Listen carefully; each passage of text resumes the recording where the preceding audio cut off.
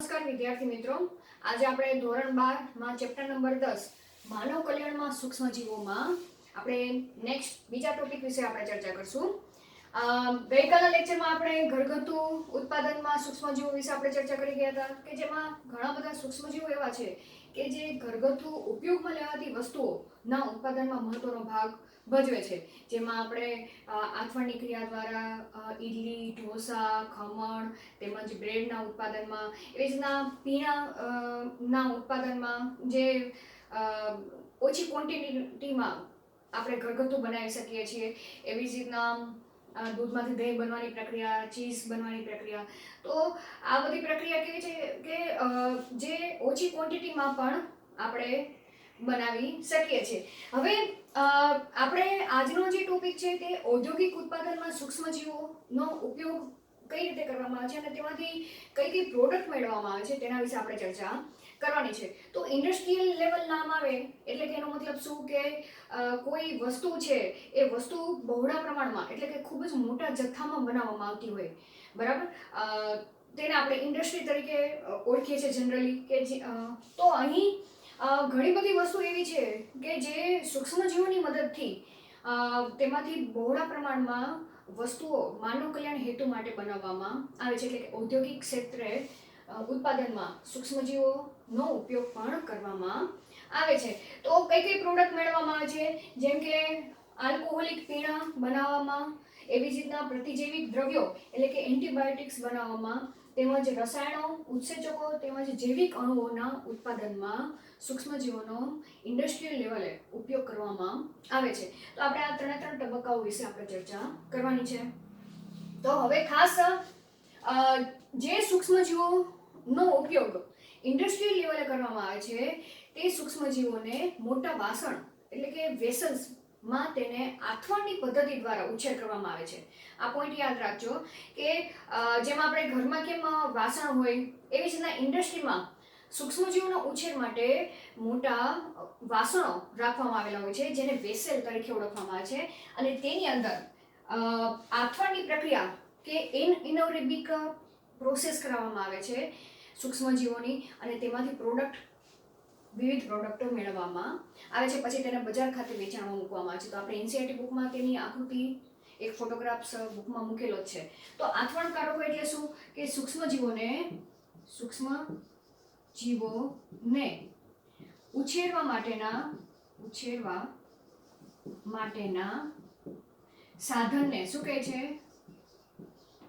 આથવણકારકો તરીકે ઓળખવામાં આવે છે. આ તમે વ્યાખ્યાયિત કરી શકો. તો હવે આપણે સૌથી પહેલા આલ્કોહોલિક પીણા, બરાબર, કેવા આલ્કોહોલિક પીણા કઈ રીતે બનાવવામાં આવે છે, કયા બનાવવામાં આવે છે ઇન્ડસ્ટ્રીયલ લેવલે, તેના વિશે આપણે ચર્ચા કરીશું. તો પીણા તરીકે હવે નામ તો તમને બધાને ખબર જ છે. આલ્કોહોલિક પીણા જેને આપણે દેશી ભાષામાં શું કહીએ છીએ? દારૂ કહીએ છીએ.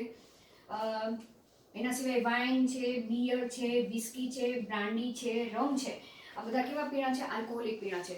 અને તેને જનરલી આપણે ઘરે તો બનાવી શકતા નથી, ઇન્ડસ્ટ્રીમાં મોટે પાયે તેને બનાવવામાં આવે છે. તો વાઇન અને બિયર છે અને વિસ્કી, બ્રાન્ડી અને રમ છે, તેને બે જુદા જુદા વર્ગોમાં વિભાજિત કરવામાં આવેલ છે કે નિસ્યંદિત પીણા અને અનિસ્યંદિત પીણા. આ બે ભાગમાં મૂકવામાં આવેલા છે, બરાબર. તો વાઇન અને બિયરને અનિસ્યંદિત પીણા કહેવામાં આવે છે. પ્રશ્ન તમને આ રીતે પૂછી શકે એમસીક્યુમાં, બરાબર. અને વિસ્કી, બ્રાન્ડી અને રમને નિસ્યંદિત પીણા તરીકે ઓળખવામાં આવે છે, બરાબર. કયા? આ ત્રણને. હવે વાત આવી કે આ પીણા કઈ રીતે બનાવવામાં આવે છે. તો પીણા માટે કાચા માલનો ઉપયોગ કરવામાં આવે છે, બરાબર. આપણે અહીંયા તેની પ્રક્રિયા વિશે લખી. શેની પ્રક્રિયા? પીણા બનાવવાની પ્રક્રિયા, બરાબર. કાચો માલ લેવામાં આવે છે, કાચો માલ. હવે કાચો માલ તરીકે શું હોઈ શકે? જેમ કે ધાન્ય પાક પણ હોઈ શકે, ફળનો રસ પણ હોઈ શકે. ઉદાહરણ તરીકે ધાન્ય પાકો, ધાન્ય પાકો તરીકે જવ છે, બરાબર, ફળો ના રસ જેમ કે દ્રાક્ષ છે, બરાબર, વગેરે વગેરે, તે કાચો માલ લેવામાં આવે છે અને તે કાચા માલને આથવણની પ્રક્રિયા કરવામાં આવે છે. કઈ પ્રક્રિયા? આથવણની ક્રિયા કરવામાં આવે છે. હવે આથવણની ક્રિયા કરવા માટે સૂક્ષ્મજીવની હાજરી હોવી જરૂરી છે. તો અહીં કાચા માલની અંદર યીસ્ટ સૂક્ષ્મજીવ નાખવામાં આવે છે. કયો સૂક્ષ્મજીવ એડ કરવામાં આવે છે? યીસ્ટ, બરાબર. અને યીસ્ટ તરીકે સેકેરોમાઇસિસ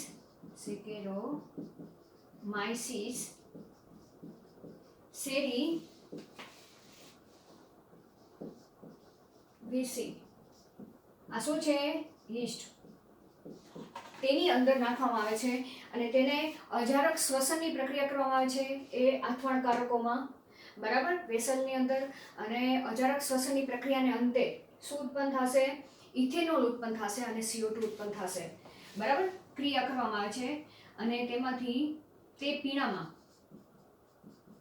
શું ઉત્પન્ન થશે? ઇથેનોલ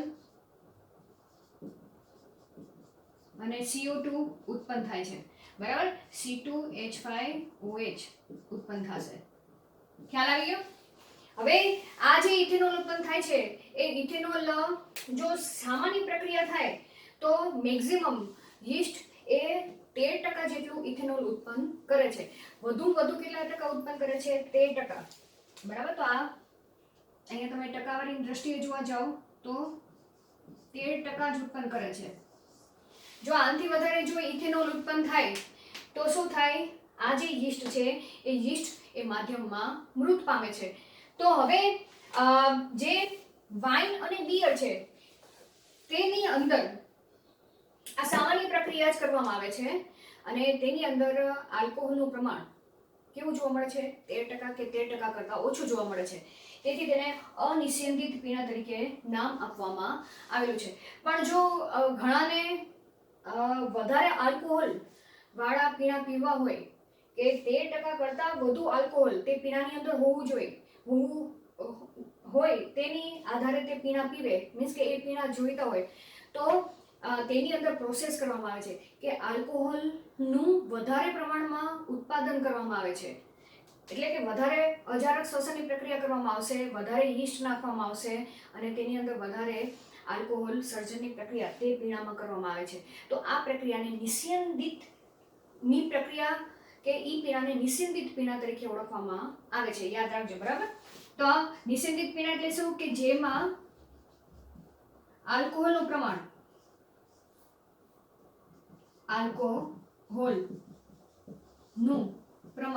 કેવું કરવામાં આવે?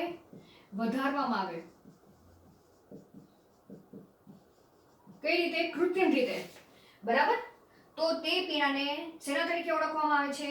નિસ્યંદિત પીણા તરીકે ઓળખવામાં આવે છે. નિસ્યંદિત પીણા તરીકે કયા કયા પીણા આવશે MCQ માટે? વિસ્કી, બ્રાન્ડી અને રમ, બરાબર. તો અહીંયા આપણે આલ્કોહોલ યુક્ત પીણા વિશે ચર્ચા કરી ગયા. હવે આપણે પ્રતિજૈવિક દ્રવ્યો વિશે આપણે ચર્ચા કરી. હવે આપણે પ્રતિજૈવિક દ્રવ્યો વિશે ચર્ચા કરી. તો એન્ટીબાયોટિક્સને પણ ઇન્ડસ્ટ્રીયલ લેવલે સૂક્ષ્મજીવોની મદદથી મોટા પાયે ઉત્પાદન કરવામાં આવે છે. હવે આપણે આ શબ્દને જો છૂટો પાડી તો તેના ગ્રીક શબ્દને આધારે જોવા જઈએ તો એન્ટી નો મતલબ શું થશે? વિરુદ્ધ થશે, બરાબર. અને બાયો નો મતલબ જીવન. તો આપણે આ બંનેને ભેગા કરી શબ્દને તો કયો શબ્દ થશે? જીવન વિરુદ્ધ થશે. તો એવા રસાયણ બનાવવામાં આવે છે સૂક્ષ્મજીવોની મદદથી કે જે અન્ય સૂક્ષ્મજીવો જે મનુષ્યમાં રોગ ઉત્પન્ન કરે છે તેના વિરુદ્ધ ના રસાયણો તેમાંથી મેળવવામાં આવે છે, બરાબર. તો અહીંયા જીવન વિરુદ્ધ એટલે કોના સંદર્ભમાં? રોગ માટે જવાબદાર સૂક્ષ્મજીવો કે સજીવોના સંદર્ભમાં, બરાબર. આપણે સૂક્ષ્મજીવો નથી લખતા પણ સજીવોના સંદર્ભમાં રસાયણો બનાવવામાં આવે. તો અહીંયા આ રસાયણો બનાવવા માટે, બરાબર, સૂક્ષ્મજીવોનો ઉપયોગ કરવામાં આવે છે. સૂક્ષ્મજીવોમાંથી શું કરવામાં આવે છે? રસાયણો મેળવવામાં આવે છે. રસાયણો મેળવવામાં આવે. બરાબર. ઇન્ડસ્ટ્રીયલ લેવલે શું કરવામાં આવે છે? જે સૂક્ષ્મજીવો હોય તે સૂક્ષ્મજીવોને પહેલા તો શોધ કરવામાં આવે કે કયા સૂક્ષ્મજીવોમાંથી કયા રસાયણો બને છે. હવે તે રસાયણો અન્ય સૂક્ષ્મજીવોની વૃદ્ધિને કાં તો અટકાવતો હોય અથવા તો તેની વૃદ્ધિને મંદ કરે તો તે રસાયણોને પછી એન્ટીબાયોટિક તરીકે યુઝ કરવામાં આવે છે. તો અહીંયા સૂક્ષ્મજીવોમાંથી જ રસાયણો મેળવવામાં આવે છે. બરાબર. અને તે રસાયણોનો ઉપયોગ કરવામાં આવે છે જેની મદદથી અન્ય સૂક્ષ્મજીવો પણ કેવા સૂક્ષ્મજીવો? રોગકારક સૂક્ષ્મજીવો. બરાબર. રોગકારક સૂક્ષ્મજીવોની વૃદ્ધિ અટકાવવા અથવા તો તેને મારવામાં કરવામાં આવે છે.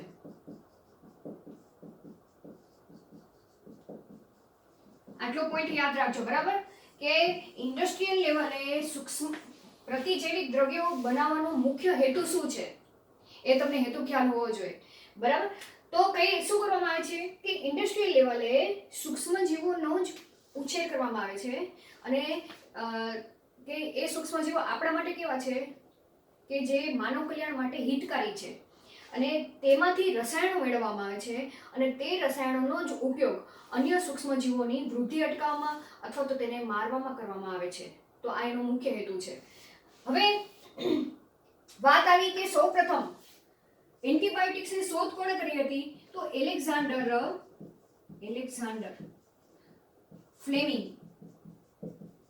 ફ્લેમિંગે શું કરી હતી? સૌપ્રથમ એન્ટીબાયોટિક્સની શોધ કરી હતી. શેની? એન્ટીબાયોટિક્સની શોધ કરી. બરાબર. પ્રશ્ન તમને આ રીતે પણ પૂછી શકે. હવે કઈ રીતે કરી? તો આપણે તેની હિસ્ટ્રી વિશે થોડી ચર્ચા કરવા જઈએ. કઈ એન્ટીબાયોટિક્સની શોધ કરી, શેમાંથી મેળવી તે આપણે ચર્ચા કરી છે. તો એલેક્ઝાન્ડર ફ્લેમિંગે પેનિસિલિન એન્ટીબાયોટિક તરીકે કઈ એન્ટીબાયોટિક તરીકે પેનિસિલિન નોટેટમ એન્ટીબાયોટિકની શોધ કરી છે. બરાબર. અને તે માટે જવાબદાર સૂક્ષ્મજીવ કયા સૂક્ષ્મજીવમાંથી ઉપયોગ કરેલો છે? તેના માટે પેનિસિલિન નોટેટમ ફૂગ માંથી પેનિસિલિન નામનું રસાયણ મેળવો. બરાબર. અને આ પેનિસિલિન નો દવાનો ઉપયોગ પછી અન્ય હેતુઓ માટે કરવામાં આવ્યો.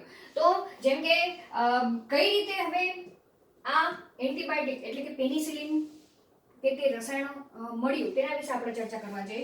તો આપણી બુકમાં આવેલું છે કે જેમ કે એલેક્ઝાન્ડર ફ્લેમિંગ છે તેને સૌપ્રથમ એ બેક્ટેરિયા ઉપર પોતાનું સંશોધન ચાલુ હતું. બેક્ટેરિયા તરીકે આપણે જોવા જઈએ તો સ્ટેફાઇલોકોકાઈ. બરાબર. શેના ઉપર કાર્ય ચાલુ હતું? એલેક્ઝાન્ડર ફ્લેમિંગનું કાર્ય. બરાબર. શેના ઉપર ચાલુ હતું? સ્ટેફાઇલોકોકાઈ ઉપર ચાલુ હતું. આ શું છે? બેક્ટેરિયા છે. હવે એ બેક્ટેરિયાને તેને પેટેટ પ્લેટ ઉપર ગ્રો કર્યા. પછી પેટેટ પ્લેટ ધોયા વગરની જે પેટેટ પ્લેટ હતી તેની ઉપર અમુક સમય બાદ ત્યાં કોઈ ફંગસ એટલે કે મોલ્ડ નું ત્યાં જોવા મળ્યું. એટલે કે મોલ્ડ ત્યાં જોવા મળ્યું. મોલ્ડ એટલે કે ફૂગ જોવા મળી. હવે જે જગ્યાએ મોલ્ડની વૃદ્ધિ થઈ હતી તે જગ્યાએ સ્ટ્રેપ્ટોકોકસ બેક્ટેરિયા નો વૃદ્ધિ જોવા મળી નહીં. બરાબર. હવે શું સમજાવવા માંગે છે કે આ પેટેટ પ્લેટ હતી. તો એલેક્ઝાન્ડર ફ્લેમિંગે શું કર્યું કે પેટેટ પ્લેટ ઉપર આ રીતે આ કયા છે બેક્ટેરિયા? સ્ટ્રેપ્ટોકોકાઈ બેક્ટેરિયા છે, બરાબર. તેની વૃદ્ધિ કરી હતી. પછી એને એ પેટેડ પ્લેટ કદાચ ખુલી રહી ગઈ હોય કે ધોયા વગરની પેટેડ પ્લેટ એવું નામ પ્રયોજન કરેલું છે બુકમાં. પછી નેક્સ્ટ ડે કે અમુક સમય બાદ ત્યાં તેને જોયું કે આ જ પેટેડ પ્લેટમાં અમુક જગ્યાએ આ રીતે મોલ્ડ ત્યાં જોવા મળ્યા. પણ મોલ્ડ એટલે શું? ફૂગની વૃદ્ધિ જોવા મળી. હવે જે જગ્યાએ ફૂગની વૃદ્ધિ હતી ત્યાં બેક્ટેરિયા જોવા ન મળ્યા કે બેક્ટેરિયાની વૃદ્ધિ જોવા ન મળી, પણ બેક્ટેરિયાની વૃદ્ધિ કેવી હતી? દૂર દૂર હતી. તો એનો મતલબ શું કે તેના ઉપરથી એલેક્ઝાન્ડર ફ્લેમિંગે નોંધ કરી કે આ જે મોલ્ડ છે આ શું છે? ફૂગ છે, બરાબર. મોલ્ડ કે ફૂગ તમે કોઈ પણ શબ્દ વાપરી શકો. એ ફૂગ વિશેષ પ્રકારના રસાયણોનું સર્જન કરતું હશે અને તે રસાયણોની મદદથી આ જે બેક્ટેરિયા છે એ બેક્ટેરિયાની વૃદ્ધિ કેવી થઈ ગઈ હતી? અટકી ગઈ હતી કે ત્યાં જોવા ન મળે. અને તેના ઉપરથી તે રસાયણનું નામ શું આપવામાં આવ્યું? પેનિસિલિન આપવામાં આવ્યું. અને તેને આજ સુધી પણ તે એન્ટીબાયોટિકને આપણે પેનિસિલિન તરીકે ઓળખી છીએ. અને તે ફૂગનું નામ પેનિસિલિન નોટેટમ તે ફૂગ હતી. તે ફૂગના નામ ઉપરથી જ પેનિસિલિન દવાનું નામ આપવામાં આવ્યું. તો આ રીતે સૌપ્રથમ પેનિસિલિનની શોધ થઈ. ત્યારબાદ ઘણા વર્ષો બાદ ઘણા બધા વૈજ્ઞાનિક થઈ ગયા કે જેને એન્ટીબાયોટિકની શોધ કરી હતી, બરાબર. એમાંના આપણે 2-3 વૈજ્ઞાનિક વિશે આપણે ચર્ચા કરી કે અર્નેસ્ટ ચેન, હાર્વર્ડ ફ્લોરેન્ટ, બરાબર. તો બીજા 2 વૈજ્ઞાનિક વિશે આપણે ચર્ચા કરી. કયા વૈજ્ઞાનિક? અર્નેસ્ટ. ત્યારબાદ ઘણા વર્ષો બાદ અન્ય વૈજ્ઞાનિક થઈ ગયા અર્નેસ્ટ ચેન, હાર્વર્ડ ફ્લોરેન્ટ, જેમણે તીવ્ર ક્ષમતાવાળી એન્ટીબાયોટિક્સની શોધ કરી, બરાબર. અને તેનો ઉપયોગ બીજા વિશ્વ યુદ્ધ દરમિયાન જે ઘાયલ થયેલા સૈનિકો હતા તેના ઉપચાર માટે કરવામાં આવ્યો. ત્યારબાદ 1945માં અર્નેસ્ટ ચેન, ફ્લેમિંગ અને હાર્વર્ડ ફ્લોરેન્ટને નોબેલ પુરસ્કારથી સન્માનિત કરવામાં આવ્યા. ત્યારબાદ ઘણા બધા વૈજ્ઞાનિકોએ આ એન્ટીબાયોટિક્સ ઉપર અન્ય એન્ટીબાયોટિક્સ ઉપર શોધ કરવાનું ચાલુ કર્યું અને ઘણા બધા ભયંકર રોગોની દવા શોધવામાં આવી.